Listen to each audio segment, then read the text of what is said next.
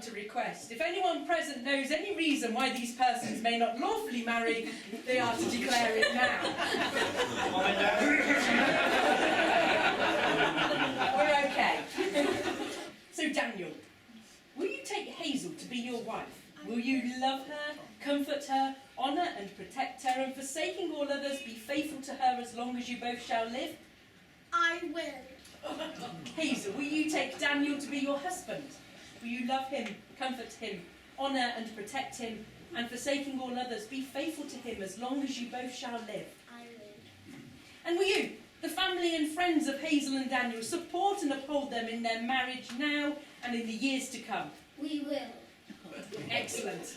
Let's sing another song, shall we? It's a long way to Tipperary. It's a long way to Tipperary. It's a long way to come. It's a long way to Tipperary. To the sweetest that I know. What's the use of worrying? It never was as worse. It's a long, long way to Tipperary.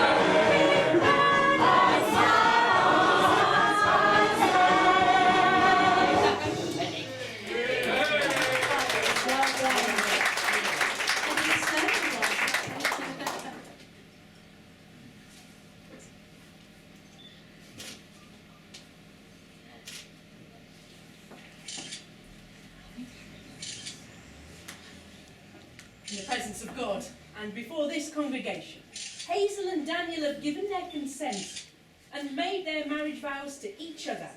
They've declared their marriage by the joining of hands and by the giving and receiving of rings. I therefore proclaim that they are husband and wife.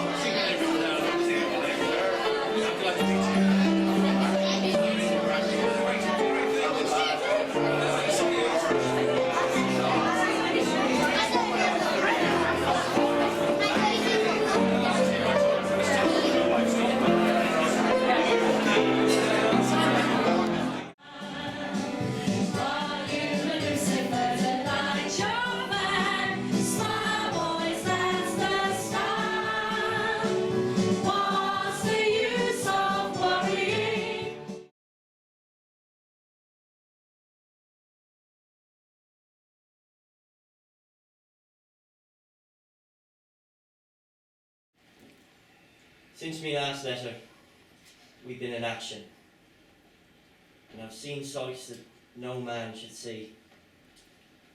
I often wish I was back home in Earlston with you. It all seems like such a distant memory now, my love. On the 25th of April, the big operation began. We were told the day before that we would be landing at V Beach, Cape Helles. At the crack of dawn, the Navy boys gave it a fierce pounding. The noise was terrific, and you would have thought that nothing would have survived the barrage. Then it was our turn to go into action. The ship we were on, the River Clyde, was deliberately run aground close to the landing beach. Sadly, it did not get as close to the shore as was planned. The dubs appeared in the rowboats by the side of us, and all was silent. Then, just as we were about to exit the ships by the sally ports, the silence was shattered by the grim symphony of war, and a ferocious onslaught was unleashed upon us. Rifles and machine guns poured forth a hail of lead and steel. Shells exploded around, and they even fired pom-pom guns at us.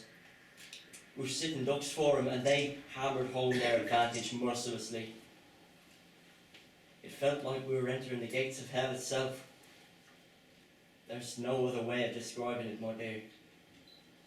We were supposed to get to the shore by walking on a bridge made out of boats which were to connect the River Clyde to the beach, but this did not quite reach dry land and was soon falling apart. When it was my turn to leave, I said a little prayer and made me peace with God. For a moment, I recalled a part of a poem by that fella Yeats, which Sergeant O'Donoghue read at our wedding reception.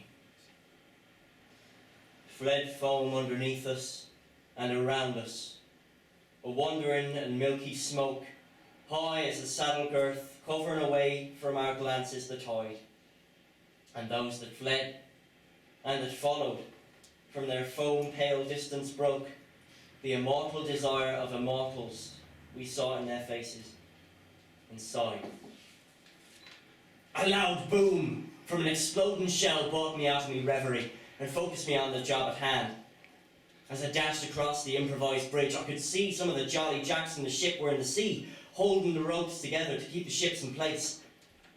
They were led by their commander, who was called Unwin, I believe. They were up to their necks in water, with bullets whizzing all around them and shells going off all around. But they held firm. They're sure to be highly decorated for displaying such bravery.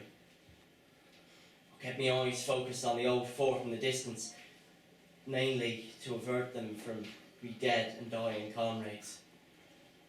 Cries of "Mother!" and "Father!" rang out from the water, which turned a ghastly hue of crimson thanks to the blood of our men seeping into it. Many who fell injured into the sea were drowned due to the weight of their kit bags dragging them into the ocean floor. I'm sorry to give you such a graphic account, but you need to know what a terrible mess it was that day, my love. I do not know how I managed to avoid being hit. Somehow, I made it onto the beach. This offered little relief from the battle, though, as a small sandbag was the only protection afforded to the lucky ones that made it this far. We huddled behind it and kept our heads down. Private O'Shaughnessy arrived a few minutes after me and said that Rosie O'Grady was dead. Shots had a nasty wound to his hand.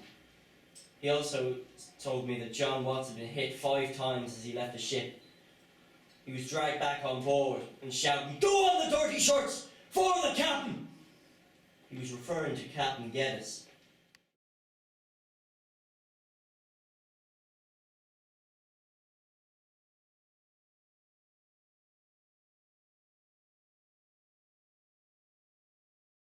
Oh, Danny boy, the pipes are calling from glen to glen and down the mountain side.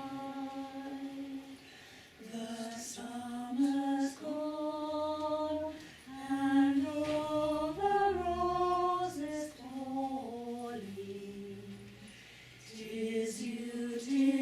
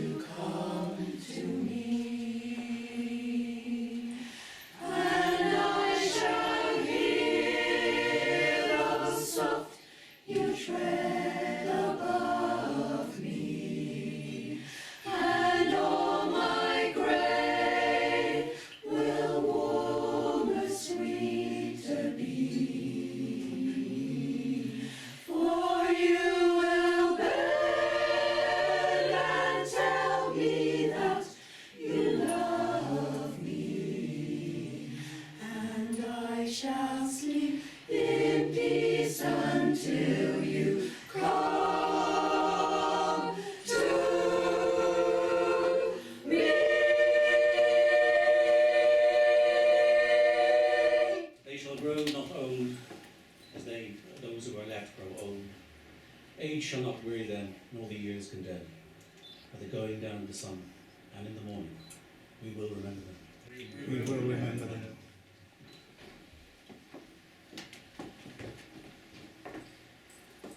And as part of our act of remembrance, Tyler Shield will play the last post. He is the herald trumpeter of the City of Coventry Corps of Drummers.